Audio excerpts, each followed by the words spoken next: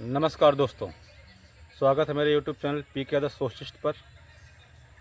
साथियों, इस समय का माहौल जो चल रहा है वो आपके बारे में क्या बताना। इस समय जो चल रहा है हमारे पूरे भारत में, और हालांकि ये पूरे विश्व का विषय नहीं है, तो मैं चर्चा करूंगा। इस समय जो चल रहा है, बताया ना, इससे कई बार इससे पहले बताया कि लोगों में आडंबर, ढोंग, पाखंड, जात, धर्म, ये चीज़ें बहुत कूट कूट भरी हुई हैं, और इन चीज़ों को निकालने के लिए हमें सबसे पहले शिक्षित होना बहुत ज़रूरी है। तो मैं कहना चाहूँगा, वीडियो में अगर नए हैं तो वीडियो को लाइक और सब्सक्राइब ज़रूर करें, और वीडियो को स्किप ना करें, मज़ा आने वाला है। और इस समय जो चल रहा है नवदुर्गा उत्सव, इसके बारे में मैं चर्चा करूँगा, और क्यों मनाया जाता है और कैसे मनाया जाता है, इसका कारण क्या है।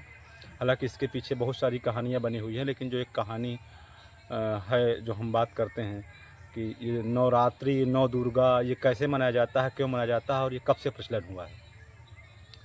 तो ये कैसे, तो साथियों, ये तो बहुत बड़ा पाखंड है कि हमें शिक्षा की जगह पर तमाम सारे उत्सव और ये त्योहार ये तो आए हुए, बाहर से आए हुए लोग जो मूल निवासियों की हार का उत्सव मनाते हैं, इसे कहते हैं त्योहार।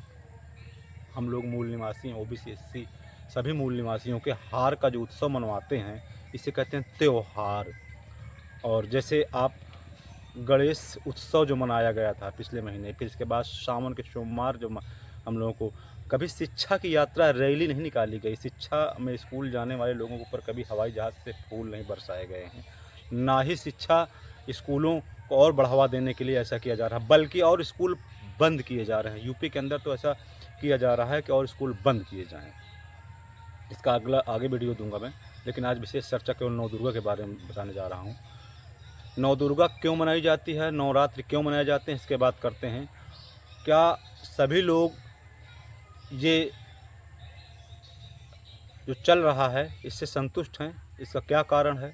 जो महिषासुर का वध 9 दिन लगातार रात्रि में युद्ध हुआ या रात्रि जागरण हुआ, कैसे महिषासुर का वध हुआ, या महिषासुर कौन थे, इसका कुछ समझ में नहीं आती बात। हालांकि महिषासुर को बताते हैं यादव समुदाय से आते हैं, इसकी एक कहानी भी है। और यहाँ तक कि जो दुर्गा जी हैं, जो दुर्गा देवी हैं, उनके बारे में चर्चा की जाती है कि आदि शक्ति हैं, ये शंकर जी की पत्नी भी हैं, और शंकर जी ने इन्हें पैदा भी किया है। तो कैसे मान लिया जाए कि यह नवरात्रि कैसे मनाया जाता है? हाँ, इससे एक चीज़ ज़रूर है कि इस त्यौहार के माध्यम से लोगों में छुआछूत भेदभाव का भी प्रचलन ख़त्म किया जा सकता है, इनको एक साथ एक डोरी में लाया जा सकता है। लेकिन ऐसा नहीं है। हमने एक नया नियम निकाला, हालांकि अपने गांव, अपने घर, अपने आसपास पड़ोस में जो भंडारा, जो कन्या खिलाई जाती हैं, उसमें हम लोगों सभी जातियों के एक पंगत में बैठा कर खिलाया, और कभी भेदभाव की कोई चर्चा नहीं की। लेकिन कोई बात नहीं, आगे बात करते हैं। इसके माध्यम से मैंने आपको इसको वीडियो के माध्यम से दिखाऊंगा किस प्रकार सभी लोगों को हम लोगों ने एक भंडारा के माध्यम से एक पंगत में, एक संगत में ला के खड़ा कर दिया। सभी के बच्चे, चाहे वो एससी के हों, चाहे ओबीसी के हों, चाहे ब्राह्मण के हों, सभी को हमने एक पंगत में खाना खिलाने का काम किया। इसे कहते हैं कि पंगत ही संगत लाती है, और संगत ही व्यक्ति से ऊंच नीच भेदभाव मिटाने का काम करती है। और फिर आते हैं बात इसी नवरात्रि पर कि महिषासुर कौन थे। महिषासुर एक बहुत बड़े राजा थे, उससे सभी जितने अपने आप को देवता मानते हैं लड़ नहीं पा रहे थे। फिर इन्होंने क्या, नवदुर्गा नामक एक महिला को रात्रि के माध्यम से, पहले उसके साथ नवरात्रि बितवा करके, मतलब उसके साथ व्यभिचार करा करके, उसका नशे में व्याप्त करके जहर दे दिया जाता है, और इससे उसका मर्डर कर देते हैं। और बाद में दिखाते हैं कि हम लोगों ने 9 दिन लगातार युद्ध किया, और युद्ध के माध्यम से हमने महिषासुर का वध किया। महिषासुर राक्षस था, असुर था, जो कि ऐसा नहीं है। न तो महिषासुर राक्षस था, ना असुर था, मात्र मात्र वो बलवान और शक्तिशाली था। इन सारे आए हुए आर्यों से लड़ने वाला था, मूल निवासी था, इसलिए उस पर आक्रमण किया गया। जब उससे जीत नहीं पाया गया, उससे सभी लोग हार गए, तो एक महिला का सहारा लेकर के, सुंदर महिला का सहारा लेकर के, उसको रात्रि में जगा करके, रात्रि में उनके पास भेज करके, 9 दिन तक, इसके बाद उसके नस नशे का इंजेक्शन दे करके जब उसके 1 दिन असर ना हुआ, 2 दिन असर ना हुआ, 3 दिन असर ना हुआ, 4 दिन, लगातार 9 दिन तक ऐसा असर किया गया। फिर इसके बाद जब उसके नशे का असर हो गया, जब उसके बाद आदी बना दिया गया, उसके बाद उसे मर्डर कर दिया गया और दिखाया गया कि वो असुर था और वो असुर होने के नाते राक्षस था, लोगों के ऊपर अत्याचार कर रहा था। क्या आप लोग ये कह सकते हैं जिस शंकर ने तीनों देव मिल करके इस देवी को उत्पन्न किया हो, जिस देवी को, और वो उतनी उनकी पत्नी भी हो जाए? क्या कभी युद्ध रात्रि में हुए हैं? क्या कभी जब महाभारत हुआ, जब शाम टाइम में दिन डूबने के बाद शंखनाद हो जाता था, उस समय महाभारत युद्ध का जो है ख़त्म कर दिया जाया करता था। लेकिन यह ऐसा युद्ध रहा, यह ऐसा समय रहा कि जो रात्र में लड़ा गया और महेश्वर का वध किया गया। महेश्वर बहुत बड़े भैंस पालक भी थे और लोग बताते हैं, इतिहास में पाया गया कि शायद यादव कुल से भी आते थे।